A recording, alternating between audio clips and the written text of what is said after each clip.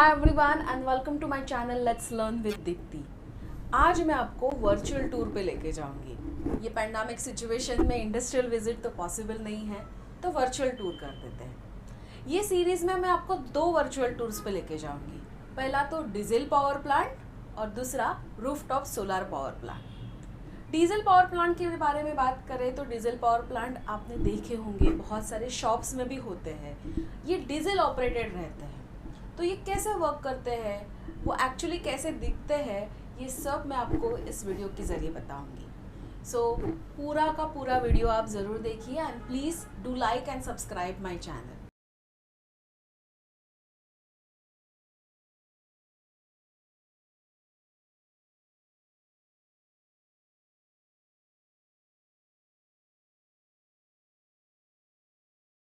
This black cable, as you can see, is going into the ground, and now it is given to this particular input panel. Okay, this particular input panel which it is inserted.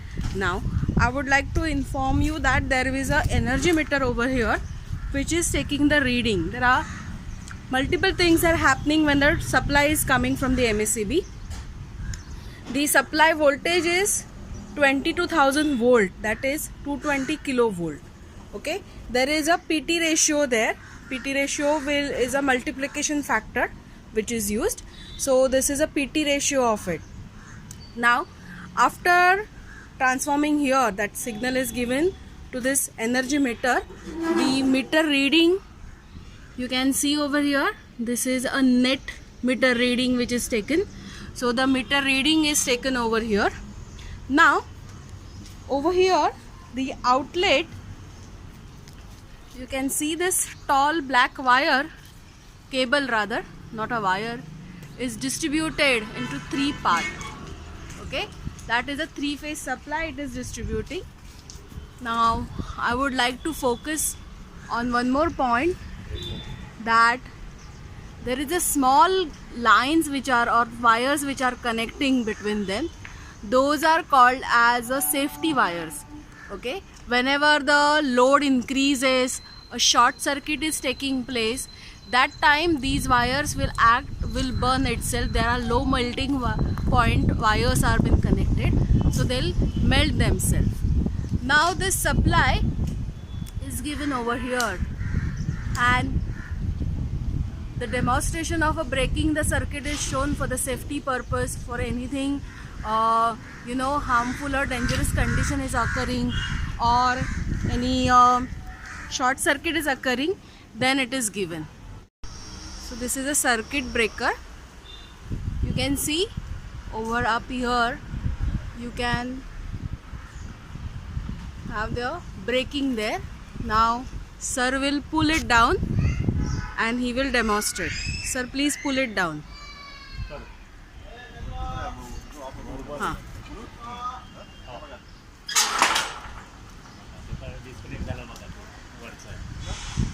So it is disconnected here. Now again it will resume back to the supply.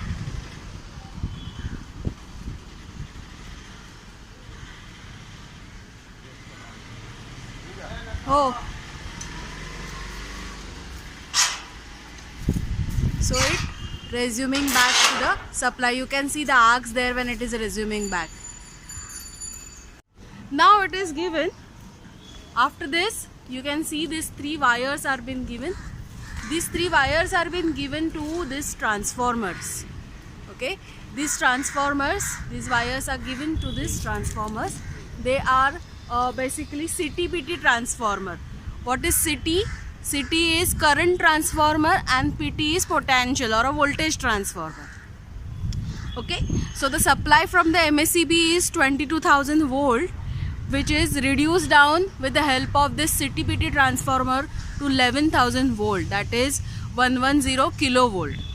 After reducing it, then it is again given to the transformer, because such a high voltage is not required for the systems. So it is given to the transformer. This is a step down transformer. So 11,000 volt is stepped down to 440 volt over here, and then it is transmitted. This is a CTBT panel you can see over here. These are the switches indicating the condition or the status of it. Then these are the different meters which are located. To turn on these meters, there is a switch which is attached, and this is very interesting, that is the alarm annunciating system. Okay, this alarm annunciating system giving me the indication of the status of it. So this is a overload trip, earth fault trip, trip close, restriction, underwater alarm, then oil temperature, winding temperature. So the first, it will give me a sound, that is, you can see the buttons over here. There is a silencer and accept button. First it will give me a horn sound. Then even if I put a silencer button on, it will keep on giving me the flash to indicate the operator that there is certain unwanted or the unhealthy status of the system. And once it resolve the problem, it will stop the flashing. You have to put the button accept button on to indicate that I notice the problem, and then you can reset it. Okay, so these are the meters which are available, kilowatt meters are which are available. Okay, again there are switches which are for the breaker open, breaker close, spring charges, DC mains, and these are the relays which are there. So this is a overcurrent relay. You can have a nice look over there. This is overcurrent relay. Then this is the earth fault relay, inverse type, and then there is a overcurrent relay again. Okay, this is also a relay circuit which is operating there. Okay, so this is a control panel. The main beauty of this control panel is this alarm annunciating system. This is a diesel tank having a 500 liter capacity.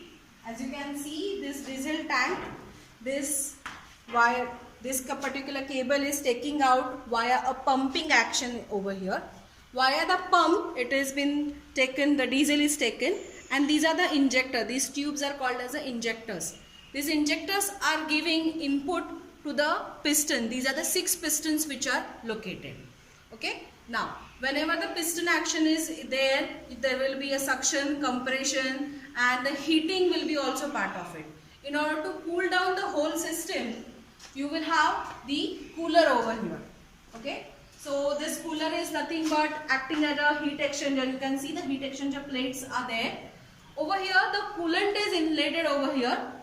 This is a Bosch cooler of 5 liter is inletted. The whole capacity of the coolant is 20 liter. So 5 liter is a Bosch coolant is inletted, and 15 liter distilled water. A distilled water is only used for as a coolant over here.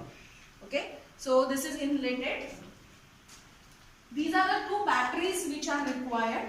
These batteries are required to turn on the system. The power supply is required to turn on the system. I will show you where to turn it on. So this is connected to the other panel part over here. Okay, so as I turn this on, and if I put this green button on, the whole system will start via battery there. Since the electricity is not there, we are using it as a backup power generator. Now let's come back to the piston over here. Piston is considered as a 4-stroke engine. So how many strokes? The 4 strokes are there. First is a suction, compression, then the third stroke is your power engine, and last is your exhaust. Okay, so it is suctioning, or it is taking the air inside and it is compressing the air. When it is compressing the air, the piston goes to the maximum bottom part, that is a power stroke time, and at the third stage, when it is at the power stroke moment, the diesel is injected. Okay, diesel is sprayed on the piston. At that time, the compressed air and the diesel come across and the ignition take place, and the diesel start burning. So the byproduct of the burning is obviously a carbon dioxide, which is exhausted into the atmosphere, this is a cooler, or the air cooler is used because the carbon dioxide is not required into the atmosphere at all. So we are cooling it via a cooler. This is a air cleaner. Rather than saying a cooler, it is an air cleaner which is used over here. Now, as this ignition takes place, the stator rotor is attached to each other. So they will start moving, and as they are connected to the alternative, the magnetic coupling is taking place, and because of this magnetic coupling, the electricity is generated. And this electricity they are transferring through this cable. Since it is a backup supply, it will run till the diesel is there. Okay, and this is a control panel for the whole system.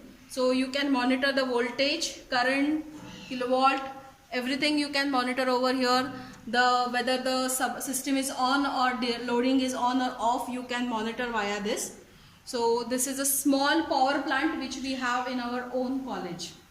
Now talking about the current and the capacities. The total capacity is 200 kilowatt, which is already shown in the generator. So 1.4 is a multiplication factor. So it is 252 ampere load is there.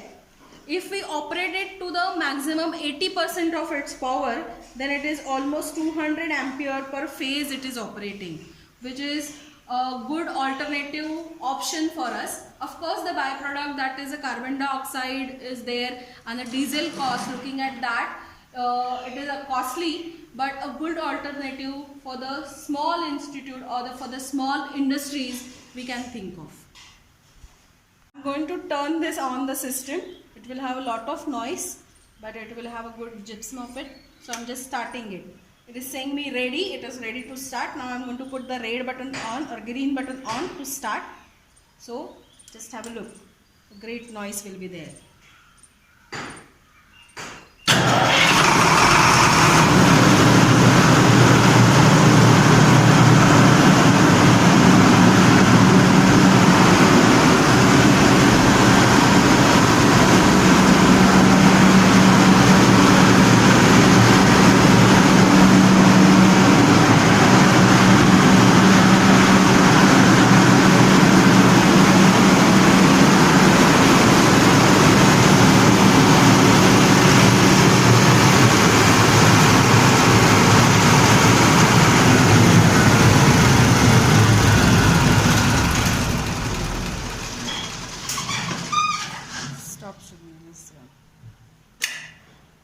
So this, once I get this noise, I will stop it.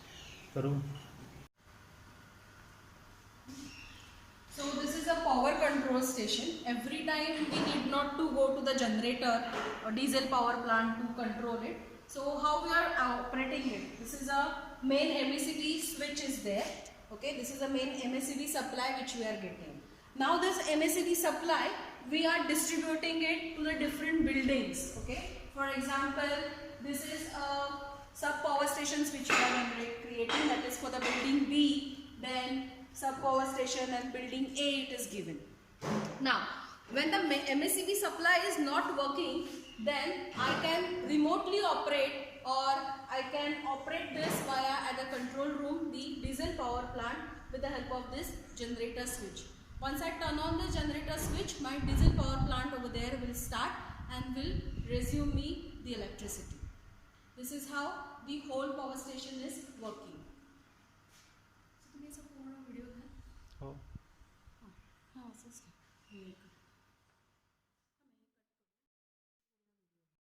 Okay. This is a practical case when the average PF is 9.72.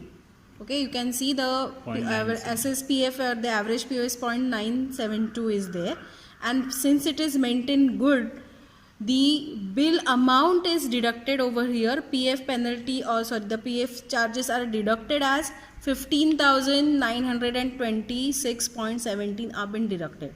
So if we are maintaining the good PF, the amount is deducted in the bill.